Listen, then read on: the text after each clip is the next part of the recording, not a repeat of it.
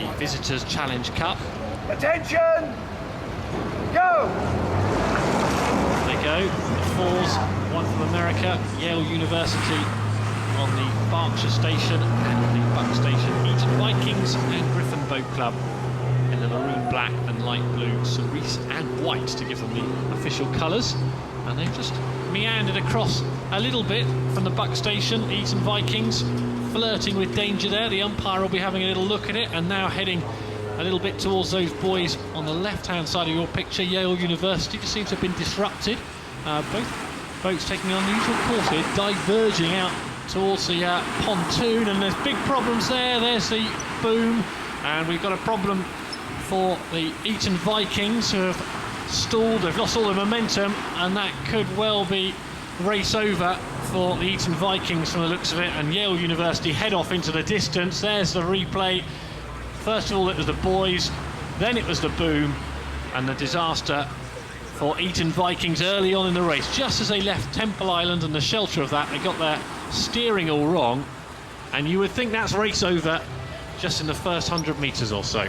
Yeah, that's one of the trials and tribulations of the Henley course, isn't it? Those booms, they provide a bit of sheltered water for the rowers, but if you do clip them or hit one of those posts, it is game over. And I think that the Eton and Griffen crew will be really disappointed with that. It's not the way you want to go out of a Henley race. But both crews, it wasn't just the Eton Griffen crew, the crew from Yale were also taking a very wide line and heading towards the boys on their side. I said they were diverging, weren't they? They were splitting. Now normally you see them converging, coming towards each other and in danger of battering their paddles and their oars together and generally having a collision midstream. But on that race, both boats went out towards their respective booms, towards their respective banks, and that was a very unusual start, which ended in disaster for Eton Vikings. And now we're seeing the Yale boats, they're having a paddle here, aren't they? They are strolling it.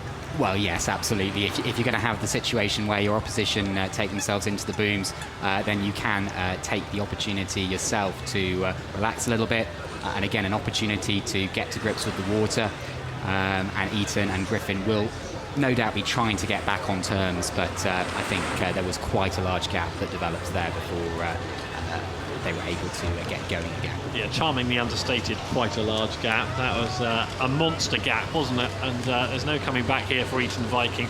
And Yale University can, of course, see their opponents, and they can just keep the distance exactly as they want it.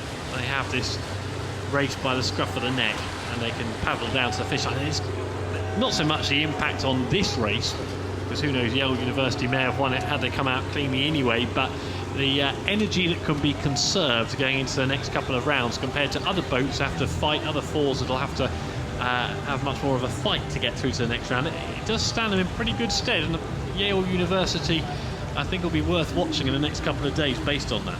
Yeah, you have to have two plans as a crew at this regatta. You have to have a plan for the race, and you have to have a plan for the regatta. And what's happened here is that Yale have had their plan for the regatta helped out enormously by having been gifted, in effect, what is a bit of a row over now. So their strategy for tomorrow can reflect the fact that they do have a little bit more in the tank for their race tomorrow.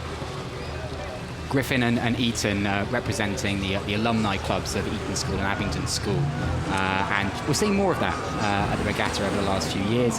More and more alumni clubs getting together and wanting to have an opportunity to have another race over the Henley course. It hasn't worked out today for that combination, unfortunately. Sterling, Lamb, Newnham and Connell stroke for the Eton Vikings and Griffen Boat Club.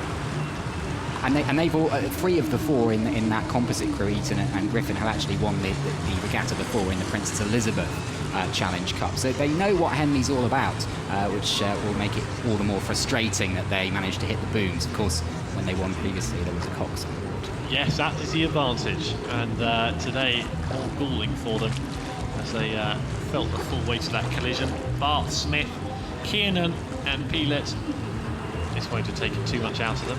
They'll have had far more strenuous training sessions in their time. They haven't had a strong result at Henley for many years now, Yale University, and perhaps it's about time that they did something of note here at the regatta, and I don't think you'd bet against it being at least 4. No, and Harvard are the holders of this event for the last 2 years. So I'm sure Yale will want to get one over their Ivy League challengers in this event. From the moment that the Eton Vikings and Griffen boat struck the boom on the buck side of the course, just as they left Temple Island, the result was never in doubt. And Yale University's 4, Bart, Smith, Kiernan and Peelett, go over the line now, and that was as easy a display of rowing as you'll ever see at Henley Royal Regatta. I scarcely found that any sort of strain at all, and I think I could even hear a little bit of laughing at the end, which was an unusual, yes, smiles and laughter and general celebration from Yale University. You know, they're in great shape going in towards the weekend.